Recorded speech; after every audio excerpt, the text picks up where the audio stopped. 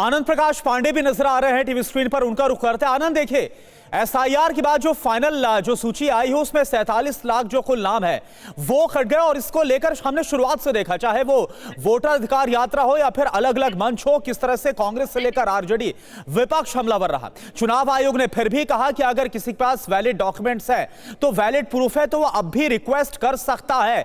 लेकिन अभी फिलहाल ये जो मुद्दा है, क्या लग रहा है कितना गर्माता हुआ नजर आ रहा है?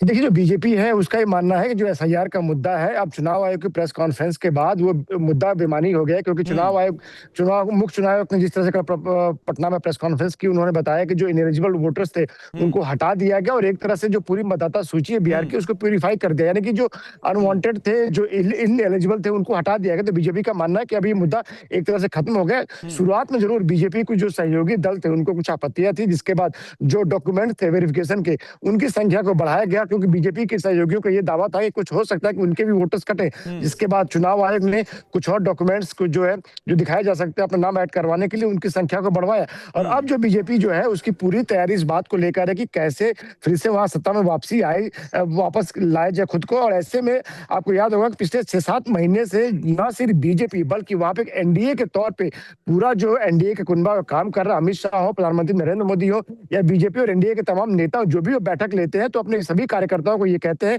कि आप ये मत देखिए कि सामने कौन सी पार्टी का कार्यकर्ता या कैंडिडेट, आप ये देखिए कि वो एनडीए का है कि नहीं। यानी कि आपकी आपसी कुछ रंजिश है, आपसी कुछ मनमुटाव है, आपसी कुछ आपकी ख्वाहिश है, तो उसको भूल जाइए, आप एनडीए के कैंडिडेट को जिताइए। वो हम का हो सकता है, वो एलजेपी का हो सकता है, वो बीजेपी का हो सकता है, वो जेडीयू का हो सकता है। यानी कि ग्राउंड पे जिस तरह से एनडीए पिछले 6 महीने से लगातार आप जिला स्तर से लेकर बूथ स्तर से लेकर विधानसभा के स्तर तक एनडीए के सम्मेलन किए गए। पहले क्या होता था कि बीजेपी अपने सम्मेलन करती थी विधानसभा वार और जिलावार, लेकिन इस बार एनडीए के सम्मेलन किए गए ताकि जो नीचे के ग्राउंड के जो कार्यकर्ता है वो एकजुट हो जाए। अक्सर ये देखा गया कि ऊपर तो दल मिल जाते हैं लेकिन नीचे कार्यकर्ताओं के दिल नहीं मिलते। इस बार उसकी गुंजाइश न रहे, इससे कोई दिक्कत ना रहे। इस बात को लेकर इस बार जो सभी चारों पांचों दल है एनडीए के बिहार में, उन्होंने बड़ी मेहनत की और जाहिर तौर पर बिहार का चुनाव धर्मेंद्र प्रधान जो कि बिहार के प्रभारी हैं वो तमाम दलों के नेताओं से मिलते नजर आए और एक मत करने की कोशिश जो है वो नजर आई। हर्षवर्धन त्रिपाठी जी हमारे साथ मौजूद हैं। अक्कू जी ने अभी बड़ी इंपॉर्टेंट बात का जिक्र किया। हर्षवर्धन जी, ये जो महिलाओं के लिए योजना का ऐलान किया गया और ना सिर्फ ऐलान हुआ बल्कि पहली किस्त डिपॉजिट भी हो गई, 10,000 रुपए जो है वो अकाउंट में पहुंच भी गए महिलाओं के। एक तरफ ये, और दूसरी तरफ कांग्रेस पार्टी का ये आरोप कि भाई 23 लाख महिलाओं के वोट जो हैं काट दिए गए, और ये वो 59 विधानसभा सीटें हैं जहां पर पिछले चुनावों में कांटे की टक्कर हुई थी। क्या इस मुद्दे की काट के तौर पर ऑपोजिशन की तरफ से इसे पेश किया गया, और अगर ऐसा है तो इसका क्या असर हो सकता है? देखिए समीर भाई, सबसे पहले तो ये कि अक्कू जी ने जो कहा, मुझे लगता है कि वो इस चुनाव में या तो लैंडस्लाइड विक्ट्री की तरफ ले जाएगा या इतना बड़ा अंतर कर देगा कि शायद महागठबंधन के लिए बड़ी मुश्किल होने वाली। और मेरा ये मानना है कि ये की पॉइंट है। 10,000 रुपए आज तक किसी चुनाव के पहले लोगों की जेब में नहीं गए। लोगों को 1,000 रुपए, 2,000 रुपए, वो भी ऐसी स्कीम के तहत, और ये कोई स्कीम के तहत नहीं दिया गया। ये तो आप कह रहे हैं कि हम स्ट्रेंथन करने जा रहे हैं, मजबूत करने जा रहे हैं। अगर आपने कोई रोजगार कर लिया स्वरोजगार के लिए तो हम 2 लाख और देंगे। तो आपको याद होगा कि जो पीएम प्रधानमंत्री की जो रेहड़ी पटरी वाले लोगों के लिए योजना आई थी वो बड़ी सफल रही।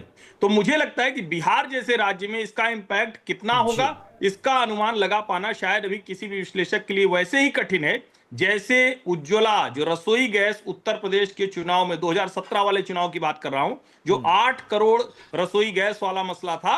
मैं इसको उसी तरह से देखता हूं। नंबर 1। नंबर 2, ये जब हम लांबा ने प्रेस कॉन्फ्रेंस कर दिया कि 23 लाख मतदाताओं को काट दिया गया। देखिए, एक तो ये कि मेरा मतलब निवेदन है, ये मानना न मानना सबके लिए, कम से कम हम पत्रकारों को वोट चोरी जैसी बात नहीं कहनी चाहिए। अभी तक एक भी प्रमाण नहीं है। राहुल गांधी का काम है। आरोप तो वोट चोरी के ही है ना, पूरा ऑपोजिशन एक स्वर में लगा रहा है, तो वोट चोरी के ही आरोप लगाए जा रहे हैं। नहीं कर रहा है समीर जी। मुझे तो पता नहीं, मतलब हम भी खबर ही देख रहे हैं और आप तो दिन रात खबर में ही डूबे हैं। तेजस्वी यादव कब वोट चोरी की बात कर रहे हैं, जरा मुझे बताइए ना। तेजस्वी यादव का वो वीडियो वायरल हुआ वोट अधिकार यात्रा के दौरान। उन्होंने राहुल गांधी को कह रहे थे तो कहा कि ठीक है ये हो गया। रोजगार की बात कीजिए, स्वास्थ्य की बात कीजिए, शिक्षा की बात कीजिए। कांग्रेस पार्टी सबसे आगे इसमें। वोट चोरी राहुल गांधी का एक आरोप था, कोशिश थी, जो विक्रांत ने बताया कि जैसे संविधान हट जाएगा, लेकिन ये असर नहीं किया, ये हवा हवाई हो चुका है, कोई प्रमाण नहीं। और चुनाव आयोग की जो प्रेस वार्ता आई है, इसको आप देखिए। अब कांग्रेस तो राहुल गांधी ने कह दिया, तो भले वो कोलंबिया जाए, मलेशिया जाए, थाईलैंड जाए, दुनिया में कहीं जाए, लेकिन कांग्रेस तो अब राहुल गांधी ने कह दिया तो उसको ले जाए। क्या उनके सहयोगी इस अभियान में उस मजबूती के साथ हैं?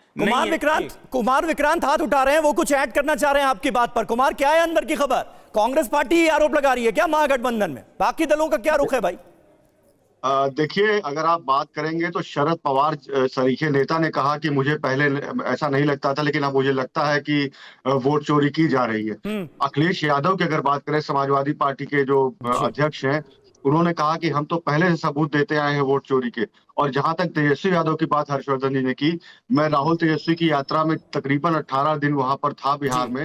हर रैली में राहुल गांधी तो नारा लगाते ही थे, राहुल गांधी के बाद तेजस्वी और जोर शोर से, और तेजस्वी का जो अंदाज है और तीखापन और आक्रामक अंदाज से वो अपने लोगों के बीच में वोट चोरी, वोट चोर, गद्दी छोड़ का नारा लगवाते हैं। तो कहीं ना कहीं राहुल गांधी को ये सफलता मिली है कि अगर आप बात करें शरद पवार की, आप बात करें अखिलेश यादव की, आप बात करें तेजस्वी यादव की, और आप बात करें ममता बनर्जी की, जहाँ की बंगाल में चुनाव होने, उन्होंने सबसे पहले इस मुद्दे को उठाया कि वोटों में गड़बड़ी की जा रही है। हर्षवर्धन जी मुस्कुरा रहे हैं। हर्षवर्धन जी कैसे मिस कर गए?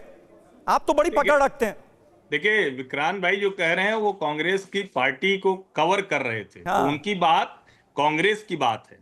मैं जो बात कह रहा हूं इसको जरा फिर से मैं दोहरा देता हूं। ममता बनर्जी कहेंगी वोट चोर गद्दी छोड़। जो महिला लगातार तीसरी बार मुख्यमंत्री की कुर्सी पर, वो कहेगी वोट चोर गद्दी छोड़। कैसी बात कर रहे? 37 सीटें जीतकर अखिलेश यादव कहेंगे वोट चोर गद्दी छोड़।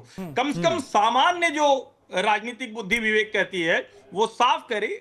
ठीक है, यानी कि हर्षवर्धन जी आपका कहना है कि कांग्रेस जितना मुखर है इस मुद्दे को लेकर, नारे को लेकर, कोई और जो उनका साथी हो इतना मुखर नजर नहीं आ रहा।